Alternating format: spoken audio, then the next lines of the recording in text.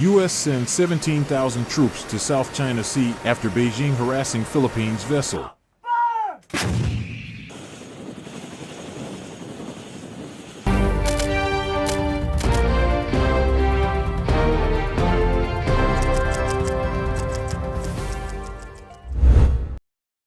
The South China Sea has become one of the world's biggest flashpoints as tensions between Washington and Beijing have increased, not least over Taiwan.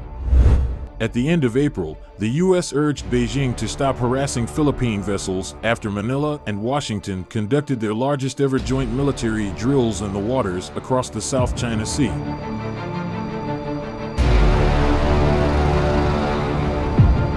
Officials said that the Balikatan War Games, which lasted for 2 weeks and involved over 17,000 troops, 12,000 of whom came from the U.S., were conducted to strengthen international alliances and improve each military's ability to respond to emergencies in the Indo-Pacific.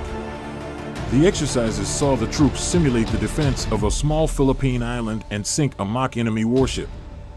About 12,200 U.S. military personnel, 5,400 Filipino forces, and 111 Australian troops are taking part in the exercises, the largest in Balikatan's 3-decade history.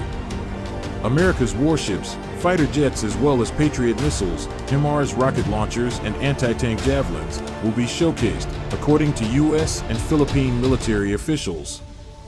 "We are not provoking anybody by simply exercising," Colonel Michael Logico, a Philippine spokesperson for Balikatan, told reporters ahead of the start of the maneuvers.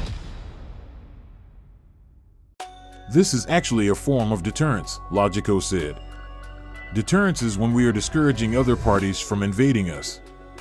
U.S. and Filipino forces will sink a 200 feet, 61-meter, target vessel in Philippine territorial waters as part of the live-fire drills, Logico said, as part of a coordinated airstrike and artillery bombardment.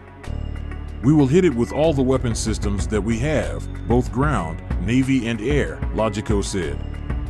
That location facing the South China Sea and across the waters from the Taiwan Strait will probably alarm China, but Philippine military officials said the maneuver was aimed at bolstering the country's coastal defenses and was not aimed at any country.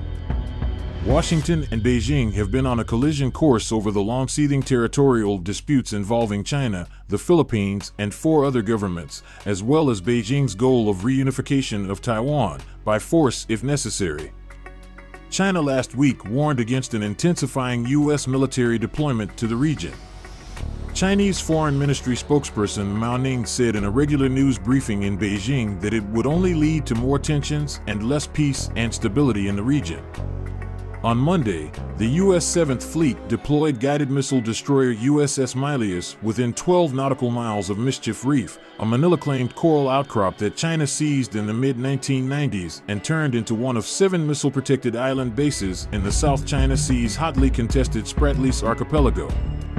The U.S. military has been undertaking such freedom of navigation operations for years to challenge China's expansive territorial claims in the busy seaway. As long as some countries continue to claim and assert limits on rights that exceed their authority under international law, the United States will continue to defend the rights and freedoms of the sea guaranteed to all, the 7th Fleet said.